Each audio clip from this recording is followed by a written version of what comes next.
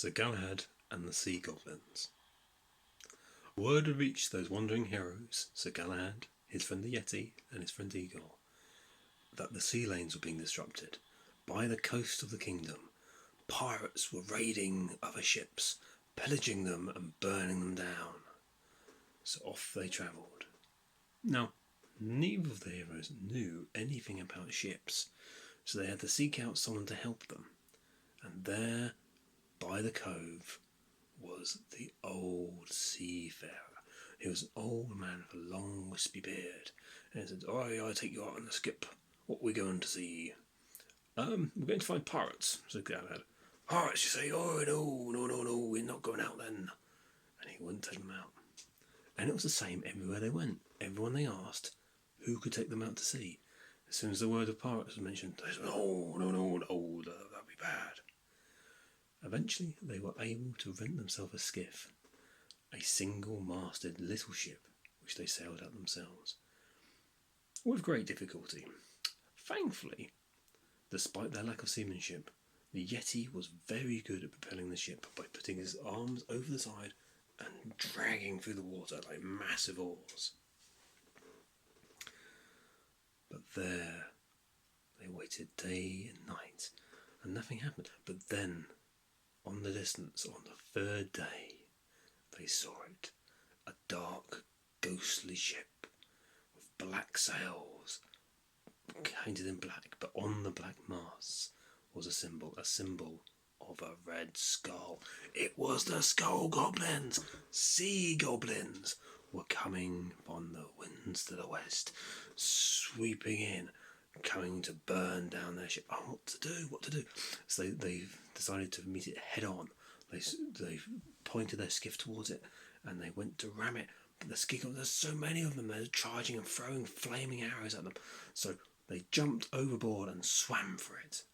Eagle climbed onto the Yeti's back, and Sir Galahad only took his sword. His armour sunk to the bottom of the ocean. Thankfully, he had not donned it today. And they swam for their might, and the Sea Goblins swooped around, coming towards them. Oh my goodness, how were they going to get away? And then they saw the fins in the water. Shark fins. Great big sharks rushing towards them. Sharks from one side, Skull Goblins, Sea Goblins from the other, coming towards them. And they were closing in, circling.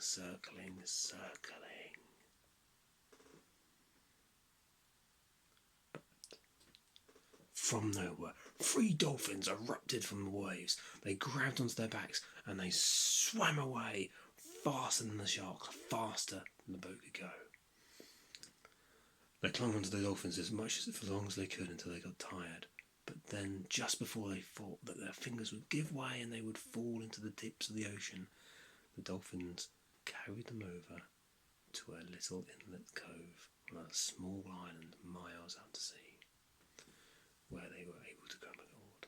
They were all exhausted. Even the Yeti's prodigious strength had exhausted, and they curled up on the cove and slept in the damp sand.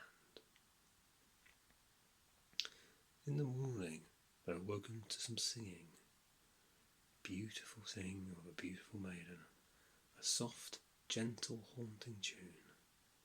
And they looked around, and there she was. My fair lady, said Sir Galahad, bowing.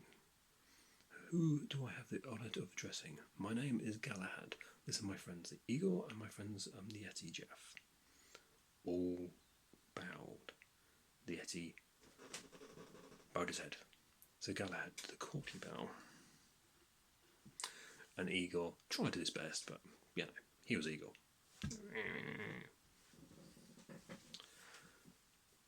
I am Aelior, said the lady.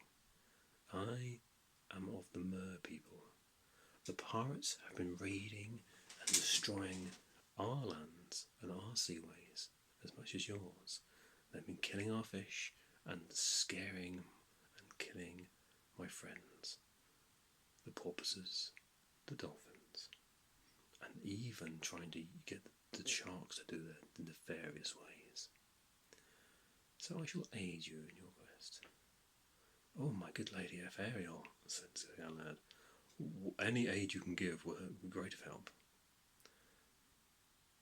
"Good," she said, and she sung a gentle song, and the magic flew around them, and from the sea came 3 tridents. One was human size, which Galahad took. One was smaller and shorter, which the eagle took. And one was ginormous, the size of a tree, which the yeti took. 3 powerful tridents. As leader of the mer people in my realm, I have granted you access to these weapons for this task. They will cut through anything of the land. Use them wisely and carefully.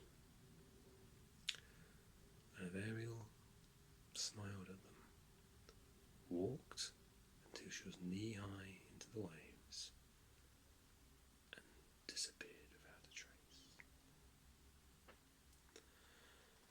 So, they swam towards the last place where they saw the pirates, and thankfully the pirates were still there. They had laid anchor and were staying there the night, and they swam until they felt their muscles were burning and eventually climbed aboard the ship.